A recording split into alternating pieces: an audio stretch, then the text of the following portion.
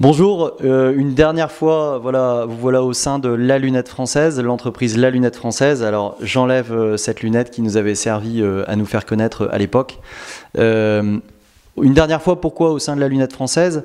Vous l'avez compris, notre concept assez simple est de rendre un modèle exclusif de lunettes par l'impression 3D pour vos clients, un modèle exclusif, unique au monde, qui va créer une zone de différenciation pour les opticiens indépendants, puisque nous nous étions mis au service de l'opticien indépendant. Alors j'utilise le passé avec regret, mais je sais que l'avenir de l'impression 3D va exister, puisque 50 d'entre vous nous ont fait confiance, répartis dans 4 pays.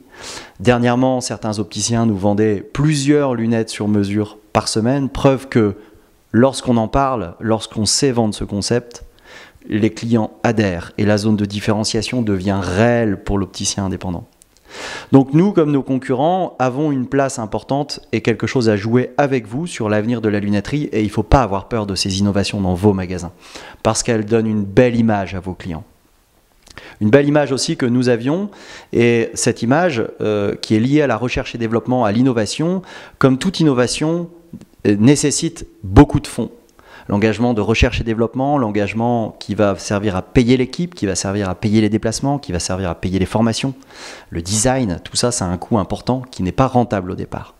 C'est pourquoi il y a un an, nous avons fait appel à un organisme privé, en tout cas plusieurs acteurs privés, qui sont entrés au capital de notre société pour nous aider, qui ont cru en cette innovation. Vous vous reconnaissez dans la vidéo, et vraiment un grand merci à vous d'avoir été ce soutien incroyable pendant cette année.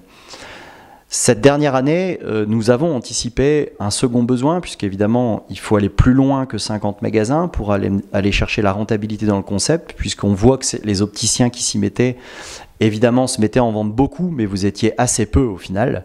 Donc, nous avons recherché d'autres fonds. Un organisme avait accepté de nous suivre, ce qui nous a laissé, évidemment, travailler avec lui pour cette levée de fonds qui nous permettrait de se développer. Et brutalement, il a interrompu l'accompagnement, nous laissant sans autre possibilité que de vous annoncer aujourd'hui la fermeture de l'entreprise La Lunette Française. Fermer, ça ne veut pas dire ne pas honorer nos commandes. Nous allons honorer nos commandes. On a la trésorerie qui va nous permettre d'honorer les commandes, mais dès lors de la vision de cette vidéo, vous ne pourrez plus commander sur le site.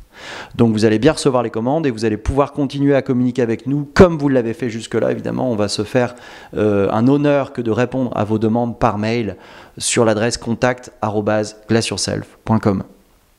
Et puis, je voudrais vous dire que 3 ans d'innovation, 3 ans de bataille acharnée. Pour ma part, j'ai même revendu ma première société pour mener l'innovation à fond.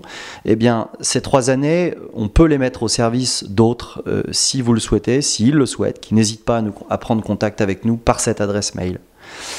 Et enfin maintenant, je vais remercier, on va terminer sur une note qui est positive, puisque l'innovation, ça doit rester positif, on doit garder le sourire, on a appris plein de choses ensemble.